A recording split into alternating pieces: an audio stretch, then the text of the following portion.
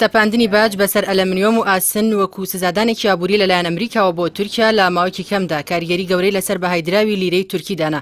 تەنها لە ڕۆژی هەینی ڕابردوو کە دۆناڵد ترامپ سەپاندنی سزاکەی ڕاگەیاند، دراوی لیرەی تورکیا لە 120 بەهای خۆی لە بەرامبەر دۆلاری ئەمریکیدا لەدەستدا. هەروەها لە ماوەی 1 ساڵی ڕابردوودا لیرەی تورکی لە 140 بەهای خۆی لەدەستداوە. ئێستا بەهای 1 دۆلار لە بازاڕەکانی ئاسیادا بۆ زیاتر لە 7 لیرەی تورکی بەرز بۆتەوە کە ئەوەش دابەزینێکی مێژوویە لە بەهای لیرەدا. لە ماوەی 1 ساڵی ڕابردووشدا بازاڕی بۆرسەی تورکیا لە 170 دابەزیوە و ئاستی قەرزەکانی دەوڵەتی تورکیا لە 180 زیادی کردووە. هاوکات هەڵاوسان گەیشتۆدا لە 115. کارگەکانی تورکیا کە قەرزێکی زۆریان لە بانکەکان وەرگرتووە بەهۆی دابەزینی بەهای لیرەوە ترسی ئەوەیان هەیە نەتوانن ئەو قەرزانە با دۆلار و یۆرۆ بدەنەوە. لەگەڵ بەردەوامی دابەزینی بەهای لیرەش نیگەرانیەکانی ئەوان زیاتر دەبێت.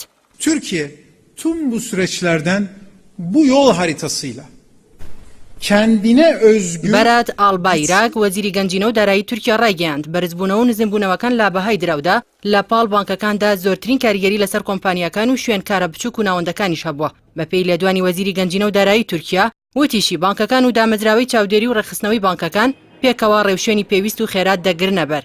بەرات ئالبایراک ئاماژەی بۆ ئەوەش کردووە بەپێی سیاسەتی نوێی وڵاتەکەی بۆ گەڕاندنەوەی بەهای لیرە هاوکاری بانکەکان و پرۆژە بازرگانیە بچووک و مەمناوەندەکان دەکەن کە زۆرترین زیانیان بەرکەوتووە. لای خۆشیەوە بانکی ناوەندی تورکیا ڕایگەیاندووە ڕێوشێنی پێویست بۆ ئاساییکردنەوەی دۆخی بازاڕی وڵاتەکەی و جێگیربوونی نرخی لیرە دەگرێتە بەر. لەو پێناوەشدا بەڵێنی داوە هەموو جۆرێکی نەختینە بۆ ئەو بانکانەی لە وڵاتەکەیدا کار دەکەن دەستەبەر بکات. لەلایەکی دیکەوە بەپێی میدیاکانی تورکیا داواکاری گشتی وڵاتە لێکۆڵینەوەی لەبارەی ژمارەیە کەسەوە دەست پێ کردووە کە تۆمەتی هەڕەشە بۆ سەر ئاسایشی ئابووری تورکیایان دراوە تەپاڵ. ڕێوشێنی یاسایی لە دژی ئەو میدیا و تۆڕە کۆمەڵایەتیانەش دەگرێتە بەر کە خزمەت بە هێرشە ئابووریەکەی سەر تورکیا دەکەن.